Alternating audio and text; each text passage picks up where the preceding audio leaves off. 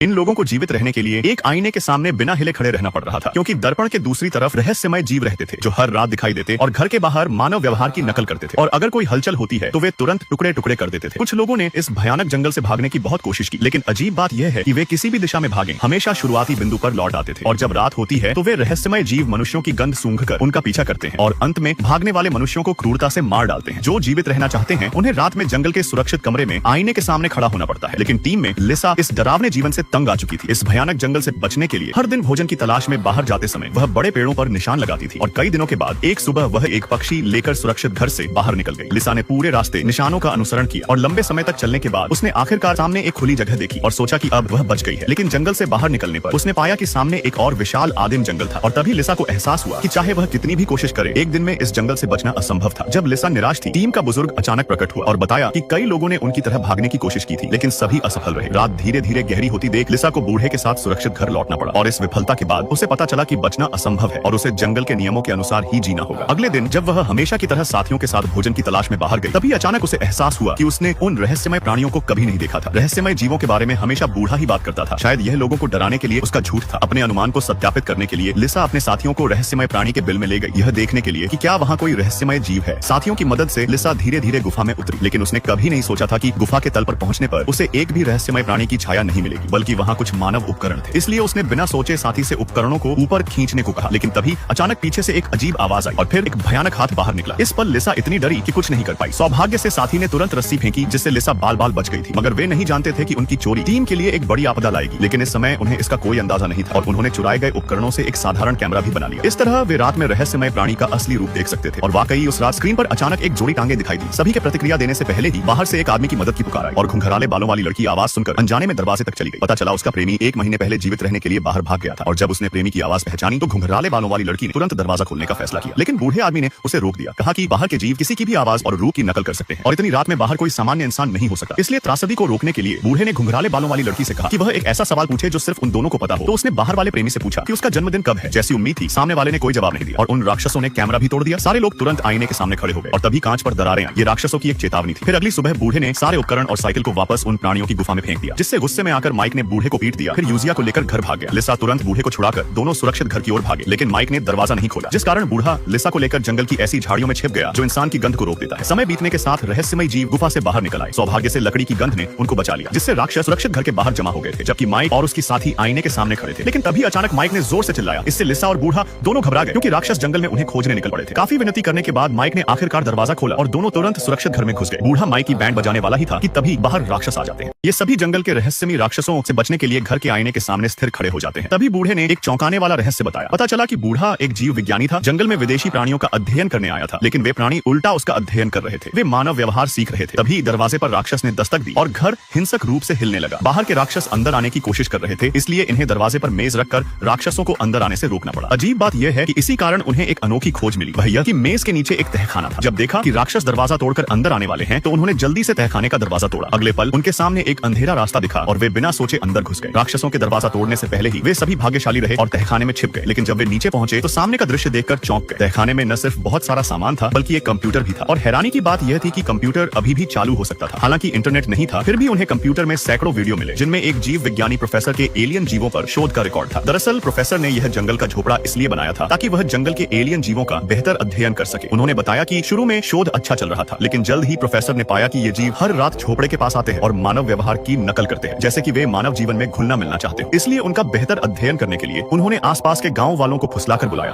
और उन्हें इन जीवों के लिए बलि चढ़ा दिया। आखिरकार इस तरीके से उन्होंने एक एलियन को पकड़ लिया। यह देखकर सब लोग और आगे देखने से डर गए, लेकिन लिसा ने सभी वीडियो देखे। उसे नहीं पता था कि आखिरी वीडियो में जंगल से बचने का रास्ता भी दिखाया गया था। दरअसल प्रोफेसर ने पहले से ही जंगल से भागने का रास्ता तैयार कर रखा था। उन्होंने नंबर 134 नदी पर एक नाव रखी थी। पक्षियों की उड़ान की दिशा में जाकर कोई भी आसानी से इस जंगल से बच सकता था। जब उन्हें पता चला कि वे बच निकल सकते हैं, तो सभी लोग इतने खुश हुए कि पूरी रात नहीं सोए, यहाँ तक कि तहखाने में भी खुशी से कूदने लगे। अगली सुबह जब वे तहखाने से बाहर निकले तो पाया कि जंगल की झोपड़ी राक्षसों द्वारा पूरी तरह नष्ट कर दी गई थी, लेकिन उनके पास सोचने का समय नहीं था। उन्हें अंधेरा होने से पहले सीमा की नदी पर नाव ढूंढनी थी। इस तरह वे निशान लगाते हुए आगे बढ़े और कुछ समय बाद आखिरकार उन्हें सीमा का स्थान मिल गया। फिर लिसा ने जल्दी से पिंजरे से तोते को छोड़ दिया, सोचकर कि तोते का पीछा करके वे यहाँ से निकल जाएंगे, लेकिन भाग्य ने उनके साथ एक मजाक किया और साफ मौसम अचानक भारी बारिश में बदल गया। और ऐसे सूरज रहित मौसम में राक्षसों के शिकार करने का यह सबसे अच्छा समय होता है। अगले ही पल बड़ी संख्या में राक्षस गुफाओं से बाहर निकल आए। हलचल सुनकर लोगों के पास सोचने का समय नहीं था। वे बस नदी के किनारे तेजी से भागे और जल्द ही प्रोफेसर द्वारा बताई गई नाव मिल गई। लेकिन तभी घुंघराले बालों वाली लड़की को अचानक पता चला कि टीम से माइक गायब है और प्रतिक्रिया करने से पहले ही उसने देखा कि माइक घुंघराली लड़की के मृत प्रेमी को किनारे पर खींच लाया था। घुंघराले बालों वाली लड़की तुरंत समझ गई कि वह उसका प्रेमी नहीं है। उसने माइक को भागने को कहा, लेकिन तब तक बहुत देर हो चुकी थी। अगले ही क्षण माइक को मानव रूप धारण किए राक्षस ने उठा लिया। सभी डर से नाव पर चढ़ गए, लेकिन नाव ज्यादा दूर नहीं गई थी कि एलियन पीछे आ गए। वे सोचने लगे कि अब बचना मुश्किल है, लेकिन अचानक पता चला कि ये एलियन तैर नहीं सकते और बस किनारे पर खड़े होकर उन्हें जाते देखते रहे। और जैसे जैसे अगले दिन सूरज उगा, तीनों बचे हुए लोग उस भयानक जंगल से निकलकर फिर से मानव क्षेत्र में लौट आए थे। अगर इन लोगों ने मुश्किलों और चुनौतियों का साहस से सामना नहीं किया होता तो ये जीवन भर उसी जंगल में फंसे रहते और राक्षसों का शिकार हो जाते। और फिर वीडियो लाइक करने पर पार्ट 2 मिल जाएगा।